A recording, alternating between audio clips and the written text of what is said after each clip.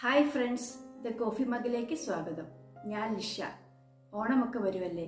ഇന്നൊരു പായസത്തിൻ്റെ റെസിപ്പിയാണ് സേമിയ പായസം. സാധാ സേമിയ പായസത്തിന് വ്യത്യസ്തമായി കാരമൽ ടേസ്റ്റോട് കൂടിയ ഒരു പായസം. അടിപൊളി ടേസ്റ്റാണ്, തീർച്ചയായും ഇഷ്ടപ്പെടും. ആദ്യം നമുക്ക് പായസത്തിനായി പഞ്ചസാര കാരമലൈസ് ചെയ്തെടുക്കണം. അതിന് വേണ്ടിയിട്ട് ഞാനിവിടെ ഒരു പാൻ സ്റ്റൗവിൽ വെച്ചിട്ടുണ്ട്. ഇതിലേക്ക് പഞ്ചസാര ഇട്ട് കൊടുക്കാം. 1/4 കപ്പ് പഞ്ചസാര. ഇത് മൊത്തം ഒന്ന് നിരത്തിയിട്ട് കൊടുക്കാം. ഇനി തീ ഓണാക്കി ലോ ടു മീഡിയം ഫ്ലെയിമിൽ വെച്ചിട്ട് പഞ്ചസാര മെൽറ്റാക്കി എടുക്കണം. ഒരുമാതിരി ഉരുകി വന്നതിന് ശേഷം ഇളക്കി കൊടുത്താൽ മതി കേട്ടോ. ഇപ്പോൾ അത്യാവശ്യം ഉരുകി തുടങ്ങിയിട്ടുണ്ട്. ഇനി ഇളക്കി കൊടുക്കാം. പഞ്ചസാര കാരമലൈസ് ചെയ്യുമ്പോഴൊന്ന് സൂക്ഷിക്കണേ. ഉരുകാൻ തുടങ്ങിയാൽ പിന്നെ പെട്ടെന്ന് കരിഞ്ഞു പോകാൻ സാധ്യതയുണ്ട്. അതുകൊണ്ട് തീ ലോ ടു മീഡിയം ഫ്ലെയിമിൽ വെച്ചാൽ മതി. ഇപ്പോൾ പഞ്ചസാര മൊത്തം മെൽറ്റായി നല്ല കളറായി വന്നിട്ടുണ്ട്. ഇനി നമുക്കിതിലേക്ക് അളവ് കപ്പിന് 1 കപ്പ് വെള്ളം ഒഴിച്ച് കൊടുക്കാം. ഞാനിവിടെ തിളച്ച വെള്ളമാണ് ചേർക്കുന്നത്. അളവ് കപ്പിനായി ഞാനിവിടെ എടുത്തിരിക്കുന്ന 240 ml കപ്പാണ്. വെള്ളം ഒഴിക്കുമ്പോൾ കാരമൽ ചെറുതായി ഒന്ന് ഉറച്ചു വരും. ഇതിന് ഇളക്കി കൊടുത്തുകൊണ്ട് ഉരുക്കിയെടുക്കണം. വെള്ളം ഒഴിച്ചു കൊടുത്തതിന് ശേഷം തീ മീഡിയത്തിലേക്ക് വെക്കാം കേട്ടോ. കാരമലിന് ഇതിൽ കൂടുതൽ കളർ ആകരുത്. ഇനിയും കളർ കൂടിയാൽ കയ്പ്പ് രസം ഉണ്ടാകും. പായസത്തിനും കയ്പ്പ് വരും. മൊത്തം ഉരുകി വന്നിട്ടുണ്ട്. ഇത് തീയിൽ നിന്ന് മാറ്റാം. ഇനി പായസം ഉണ്ടാക്കാനുള്ള പാത്രം ചൂടാക്കാൻ വെച്ചിട്ടുണ്ട്. നമുക്കിതിലേക്ക് 2 ടേബിൾ സ്പൂൺ നെയ്യ് ഒഴിച്ച് ഉരുക്കിയെടുക്കാം.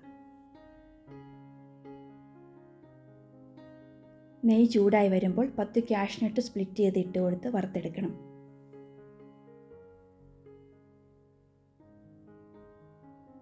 കാഷ്നട്ടിൻ്റെ കളർ മാറാൻ തുടങ്ങുമ്പോൾ 2 ടേബിൾ സ്പൂൺ ഉണക്കമുന്തിരിയും കൂടി ചേർത്ത് കൊടുക്കുക.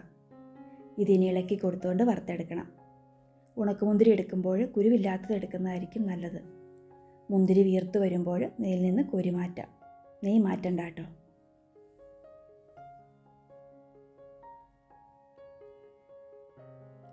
അടുത്തതായി ഈ നെയ്യിലേക്ക് തന്നെ 150 ഗ്രാം സേമിയ ഇട്ട് കൊടുത്ത് ഒന്ന് റോസ്റ്റ് ചെയ്തെടുക്കണം.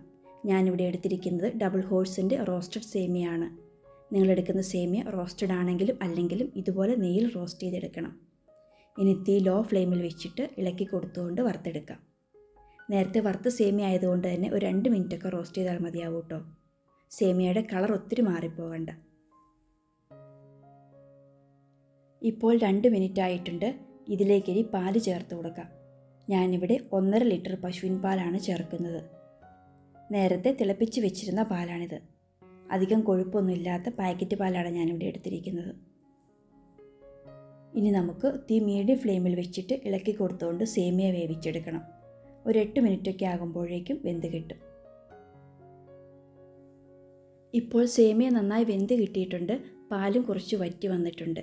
ഇനി നമുക്കിതിലേക്ക് തയ്യാറാക്കി വെച്ചിരിക്കുന്ന കാരമൽ സിറപ്പ് ഒഴിച്ചു കൊടുക്കാം. ഇവ വീണ്ടും ഇളക്കി കൊടുത്തുകൊണ്ട് പാല് കുറുക്കിയെടുക്കണം. ഇനി ഏകദേശം ഒരു 5 മുതൽ 8 മിനിറ്റ് വരെ കുക്ക് ചെയ്ത് പാല് കുറുക്കിയെടുക്കണം. ഈ സമയത്ത് തീ മീഡിയം ഫ്ലെയിമിൽ വെച്ചാൽ മതി കേട്ടോ. തുടർച്ചയായി ഇളക്കി കൊടുക്കണേ, അല്ലെങ്കിൽ പാട കെട്ടും.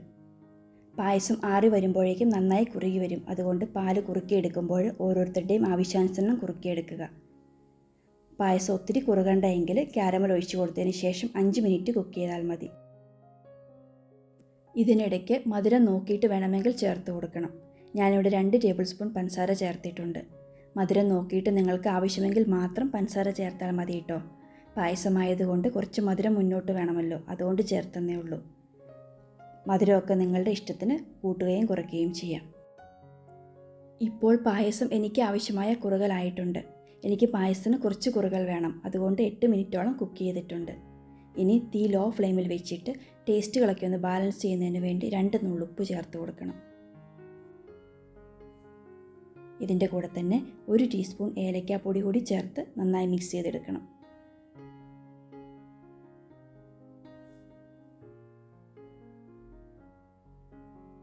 ഇനി നമ്മൾ നേരത്തെ വറുത്ത് വെച്ചിരിക്കുന്ന കാഷ്നട്ടും കിസ്മിസും ചേർത്ത് ഇളക്കിയതിന് ശേഷം തീ ഓഫ് ചെയ്യാം. തീ ഓഫ് ചെയ്തതിന് ശേഷവും പായസം ഒരു 2 മിനിറ്റും കൂടി ഇളക്കി കൊടുക്കണം. ഇല്ലെങ്കിൽ മുകളിൽ പാട കിട്ടും. ഇനിയിപ്പോൾ പായസം കൂടുതൽ കുറുകിപ്പോയെങ്കിൽ പാൽ തിളപ്പിച്ചതിന് ശേഷം പായസത്തിലേക്ക് ചേർത്താൽ മതി. കുറുകൽ മാറിക്കിട്ടും. ഇനി നമുക്ക് പായസം ഒരു ബൗളിലേക്ക് സെർവ് ചെയ്യാം. അപ്പോൾ നിങ്ങളും ഒന്ന് ട്രൈ ചെയ്ത് നോക്കുക. പ്രത്യേക ഒരു ടേസ്റ്റാണ് ഈ പായസത്തിന്. എല്ലാവർക്കും ഒത്തിരി ഇഷ്ടപ്പെടും.